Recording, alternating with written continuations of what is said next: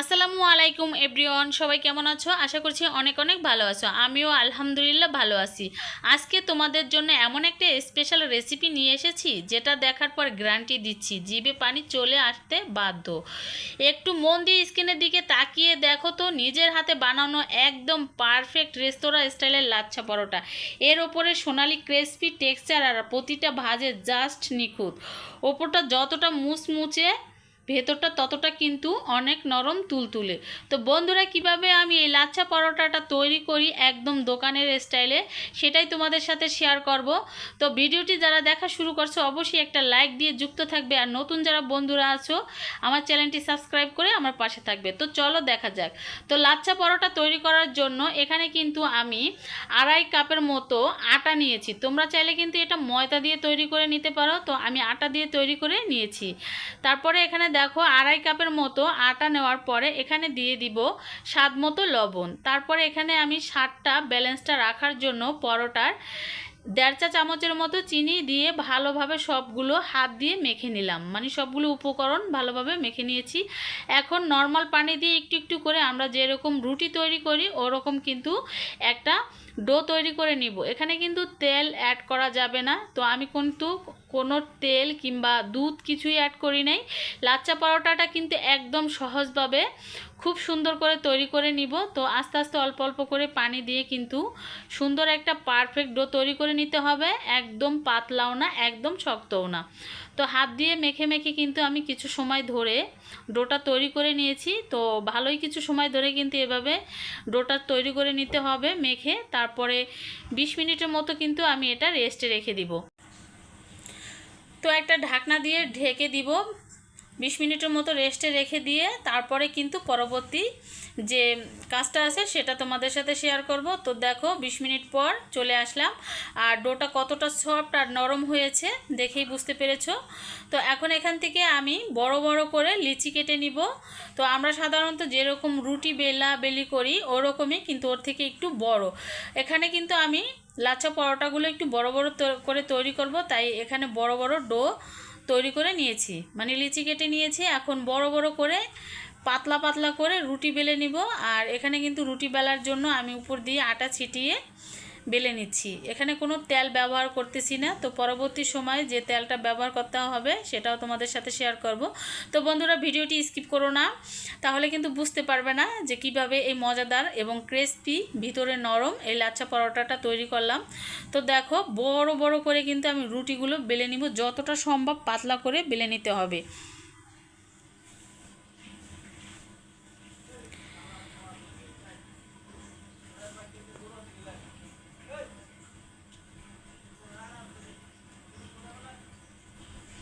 আর এই পরোটাগুলো গরম গরম খেতে যে কতটা মজাদার, বিকেলের নাস্তা বলো সকালের নাস্তা বলো অনেক ভালো লাগে গরম গরম খেতে। তো এক এক করে কিন্তু আমি এখানে 5টা লিচি কেটে নিয়েছি, আর বড় বড় করে কেটে নিয়েছি, আর বড় বড় করে রুটিগুলো বেলে নিব। তো দেখেই বুঝতে পেরেছো কীরকম করে বেলে নিয়েছি পাতলাটা। তো এরকম করে 5টা কিন্তু আমি বেলে নিব, আর এক এক করে বেলার পরে কিন্তু বড় একটা প্লেটের মধ্যে এরকম আটা উপরে দিয়ে ছিটিয়ে একটার পর একটা রেখে দিব যাতে না লেগে যায়।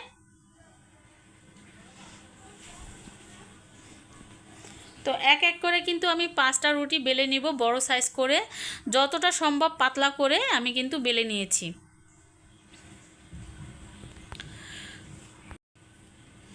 তো আমার কিন্তু 5টা রুটি বেলা হয়ে গিয়েছে, তো সবগুলো তোমাদের সাথে শেয়ার করি নাই, অফ ক্যামেরায় কিন্তু বেলে নিয়েছি। এ পর্যায়ে কিন্তু এখানে দিয়ে দিব তেল।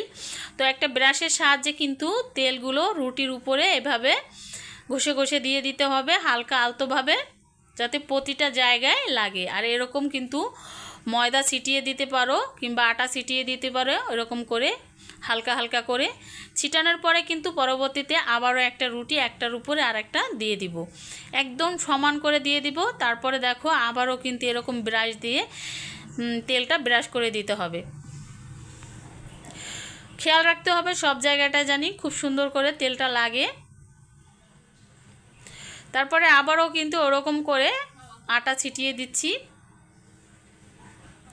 একদম খুব সহজেই এই লাচ্ছা পরোটাটা ঘরে তৈরি করে নিতে পারবে অল্প উপকরণ দিয়ে আর কম খরচে। তো দেখো একের পর এক কিন্তু আমি রুটিগুলো দিয়ে এরকম তেল ব্রাশ করে দিয়ে দিচ্ছি। তারপরে এখন কিন্তু এগুলো দেওয়ার পরে ভাজটা কিন্তু আসল। তো বন্ধুরা ভাজটার দিকে খেয়াল রাখবা কীভাবে আমি ভাজটা করি।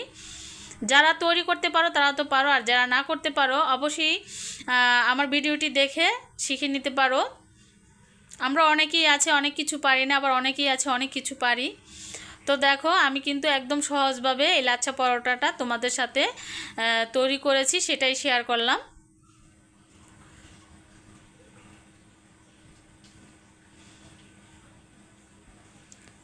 আর খুবই সহজ লেগেছে আমার কাছে এই পরোটাটা তৈরি করতে, তোমাদের কাছে অনেক ভালো লাগবে তৈরি করলে। তো দেখো এখানেও একটু তেল দিয়ে ব্রাশ করে নিলাম ভাঁজ করে,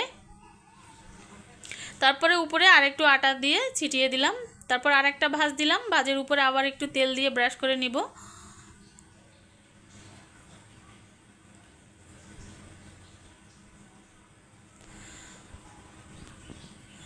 তো দেখো আবার এক পাট্টা করে ভাঁজ দিয়ে দিলাম।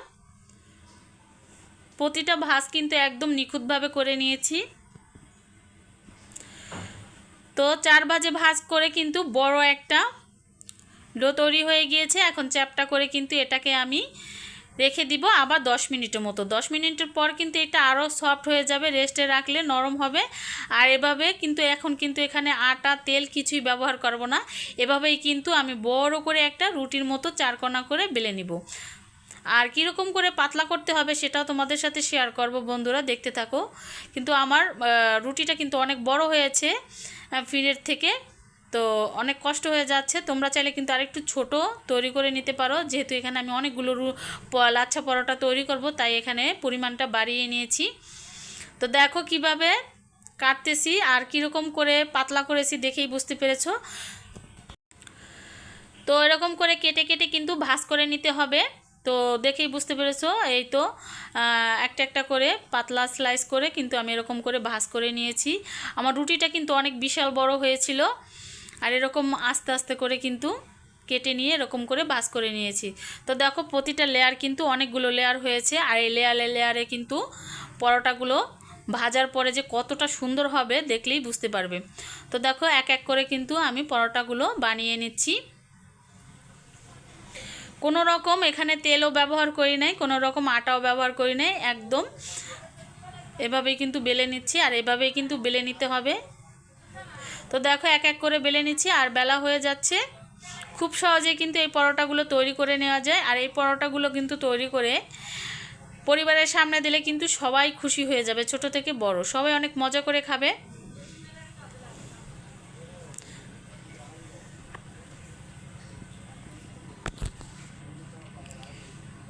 আর পরোটাগুলো কিভাবে কিন্তু আমি তৈরি করেছি, একদম মোটাও না একদম পাতলাও না। তো আমার কিন্তু সবগুলো পরোটা বেলা হয়ে গিয়েছে, এখন চুলায় কিন্তু প্যান বসিয়ে দিয়েছি গরম করে। আর আগে কিন্তু পরোটাগুলো একটু ছেঁকে নিতে হবে এরকম তেল ছাড়া, যখন এই পাশ ওই পাশ থাকা হবে তখন কিন্তু অল্প করে তেল দিয়ে দিতে হবে।